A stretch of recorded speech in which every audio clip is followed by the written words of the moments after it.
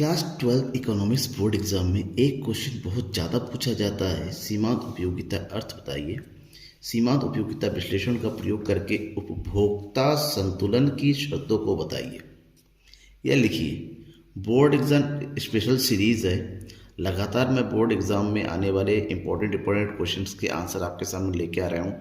कितना लिखना है, कैसे लिखना है, पूरा का पूरा मैं अपने हाथों से हैंड रिटन आंसर्स आपके लिए लेके आ रहा हूँ। पूरी वीडियो को देखेंगे तो इस क्वेश्चन का आंसर कैसे लिखा जाएगा, क्या पैटर्न रहेगा, तो आपका पता चल जाएगा, ताकि आपके एक भी नंबर ना कट पाए।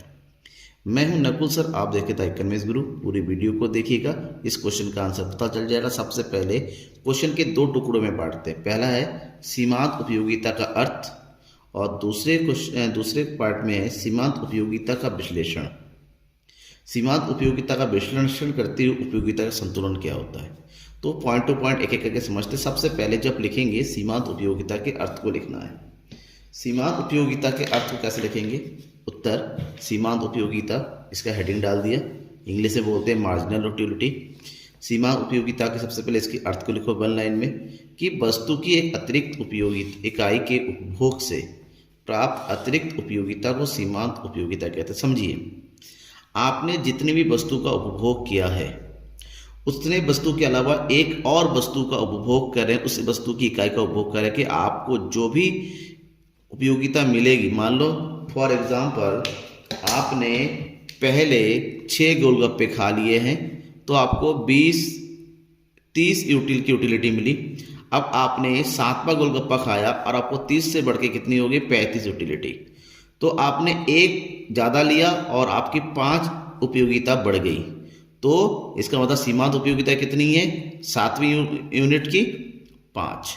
तो कहने का मतलब हुआ कि अतिरिक्त इकाई से जितना भी अतिरिक्त उपयोगिता प्राप्त होती है उसे हम सीमांत उपयोगिता कहते हैं।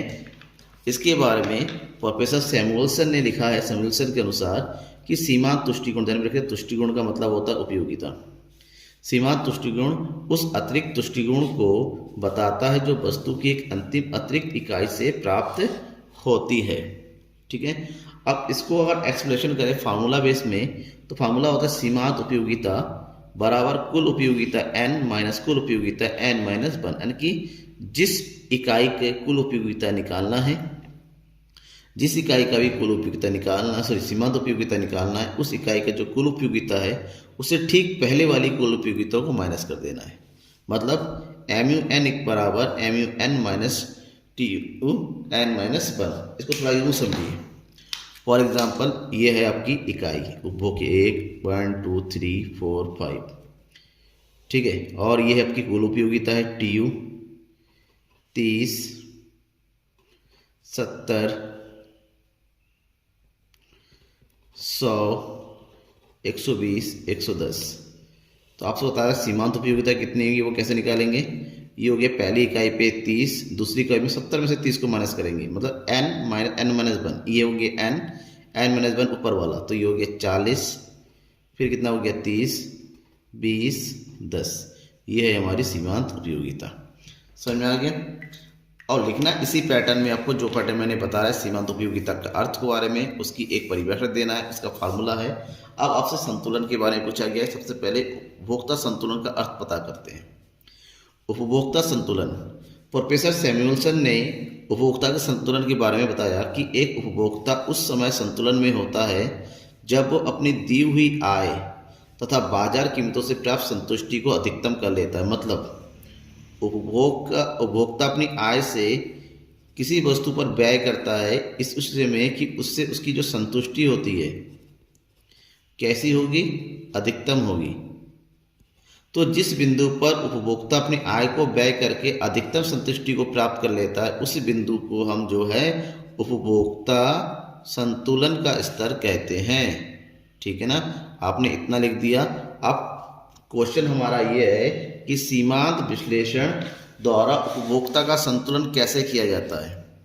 तो सीमांत उपयोगिता विश्लेषण द्वारा उपभोक्ता संतुलन को अगर समझे तो उपभोक्ता जब एक ही वस्तु की स्थिति में देखते हैं, केवल एक ही वस्तु का उपभोग कर रहा हो, तो वह संतुलन की अवस्था में तब होगा जब उस वस्तु से मिलने वाली मुद्रा के रूप में सीमांत उपयोगिता उस वस्तु की कीमत के बराबर होगी। मतलब आप जितना पैसा खर्च कर रहे हैं, आपकी मुद्रा यानी कि पैसा जितना खर्च कर रहे हैं, उस पैसे का सीमांत उपयोगिता, आपकी जो वस्तु की कीमत यानी कि आप उस पर जो खर्च कर रहे हैं, दोनों बराबर हो जाए तो उस स्थिति में संतुलन में होगा।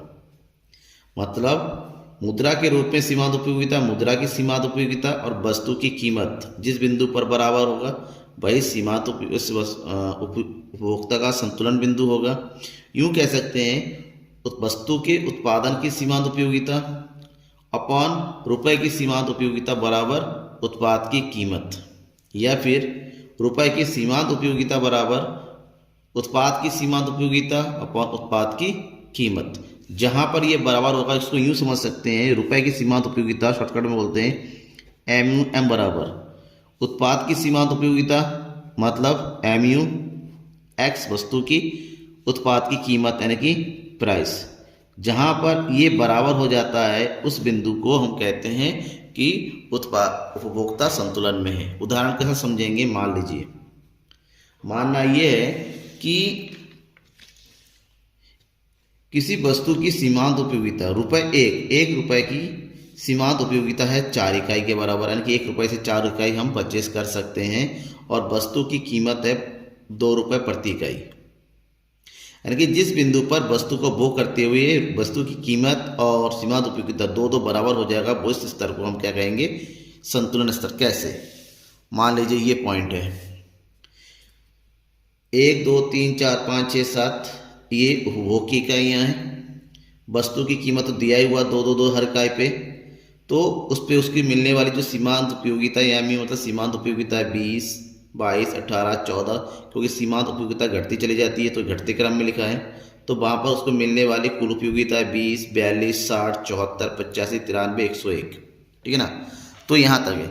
हमें मुद्रा की सीमांत उपयोगिता पता है कि 1 रुपये में 4 इकाई, तो वस्तु की सीमांत उपयोगिता कितनी है 20, तो सीमांत इकाई से हम मुद्रा की सीमांत इकाई माइनस वो कर देंगे, कैलकुलेट करेंगे, क्योंकि 1 रुपये में 4 इकाई क्या मिलती हैं, तो मुद्रा की 20 यूटिल में 4 से भाग कर देंगे तो 4 पंजे 20, यानी कि सीमांत उपयोगिता कितनी होगी मुद्रा की 5। जब 22 सीमांत उपयोगिता है तो मुद्रा की सीमांत क्यों थे 22 बगे 4 यानी कि 5.5। इसी तरह से मुद्रा की सीमांत उपयोगिता ज्ञात करेंगे। और जब मुद्रा की सीमांत उपयोगिता आ गई तो मुद्रा से मिलने वाली कुल उपयोगिताएं प्राप्त हो गई। अब देखिए यहाँ पर मुद्रा की सीमांत उपयोगिता मुद्रा के मूल से ज़्यादा है। जब भी हम जितना भी पैसा खर्च कर रहे हैं उसकी तुलना में अगर हमें उपयोगिता ज़्यादा मिलती है हम उसको खर्च करते चले जाते हैं, 1 इकाई बढ़ाते हैं, फिर और इकाई खर्च करते, तब तक चलता रहता है जब कीमत और मुद्रा की सीमांत उपयोगिता आपस में बराबर ना हो जाए। अब यहाँ पर देखिए ये बिंदु, ठीक है, यहाँ पर और वस्तु की कीमत दोनों बराबर है। इसका मतलब ये हुआ कि MUM मुद्रा की सीमांत उपयोगिता बराबर वस्तु की सीमांत उपयोगिता अपॉन वस्तु की कीमत, दोनों क्या है बराबर है, 2 बराबर 2 है। तो यही स्तर यानी कि वस्तु की 6 इकाई पर ही उपभोक्ता पूर्ण संतुष्टि स्तर को प्राप्त कर लेगा। यहाँ पर उसको अधिकतम संतुष्टि की, हालांकि इसके बाद भी हो रहा है, लेकिन ये बिंदु ऐसा है जो कीमत, क्योंकि इसके आगे जब कहेगा तो सीमांत उपयोगिता क्या हो जाएगी, घटती चली जा रही है, तो यहीं पर उसको अधिकतम संतुष्टि की प्राप्त होगी। अब आपका क्वेश्चन ये आता है कि सर समझ में तो आ गया, अब एग्जाम में लिखेंगे कैसे इस बात को। तो ये टेबल आपको बनाना है, जो मैंने समझाया है उस चीज़ को आपको जो है शब्दों में लिखना है। कैसे लिखना है देखिए, तालिका के अनुसार ये शब्दों को लिखना है। आप स्क्रीनशॉट लेकर रख लीजिए, नोट बना लीजिए इसका। इस तालिका के अनुसार प्रारंभ में मुद्रा के रूप में सीमांत उपयोगिता MUM 5 है और वस्तु की कीमत 2 प्रति इकाई, अर्थात मुद्रा के रूप में सीमांत उपयोगिता कीमत से अधिक है और उपभोक्ता वस्तु की अतिरिक्त इकाइयों का उपभोग तब तक करता रहेगा जब तक मुद्रा की सीमांत उपयोगिता और वस्तु की कीमत आपस में बराबर ना हो जाए, यानी कि 2 रुपये ना हो जाता है। ठीक है ना। तो ऐसे में आप देखते हैं कि उपभोक्ता वस्तु की 6 इकाइयों का ही उपभोग करेगा जहां उसे अधिकतम संतुष्टि की प्राप्त होगी, यानी कि उपभोक्ता का संतुलन स्तर कहाँ पर है, 6 इकाइयों पर है। इस प्रकार जो उपभोक्ता की संतुलन की प्रमुख शर्तें जो आपसे पूछा गया है, प्रमुख शर्तें कौन सी है, सबसे पहले पहली शर्त, एक उपभोक्ता विवेकशील होता है और उपभोक्ता अपनी सीमित आय से अधिकतम संतुष्टि प्राप्त करने की इच्छा रखता है। हर कोई चाहता, आप हो, हम हो, हर चाहते हैं हमारी जो इनकम है उस इनकम को इस प्रकार से व्यय करें कि हमें अधिकतम संतुष्टि यानी कि अधिकतम उपयोगिता की प्राप्ति हो। सेकेंड, उपभोक्ता की आय और वस्तु की कीमत स्थिर होती है। जब हम उपयोगिता की बात करते हैं तब उपभोक्ता की आय में और वस्तु की कीमत में कोई परिवर्तन नहीं होना चाहिए। और लास्ट, वस्तु की अधिक इकाइयों के उपभोग से उपयोगिता गिरती हुई आती है। इसको ऐसा ना हो कि हम वस्तु की जिस इकाइयों का प्रयोग कर रहे हैं उसमें परिवर्तन हो जाए, ठीक है ना। ऐसे में सीमांत उपयोगिता नहीं गिरेगी, क्योंकि एक ही वस्तु की स्थिति में जब एक ही वस्तु को हम लगातार उपभोग करते चले जाते हैं उससे मिलने वाली सीमांत उपयोगिता घटती चली जाती है, जिसे गोशेन का प्रथम नियम कहते हैं कि घटती सीमांत उपयोगिता का नियम। तो ये पॉइंट टू पॉइंट मैंने बताया, खुद लिख के बताया। इस आंसर को आप नोट करके रखिए, एग्जाम में आ सकता है, इंपॉर्टेंट है, और अपने दोस्तों के बीच में भी शेयर कीजिए। थैंक यू एवरीवन पूरी वीडियो को लास्ट तक देखने के लिए।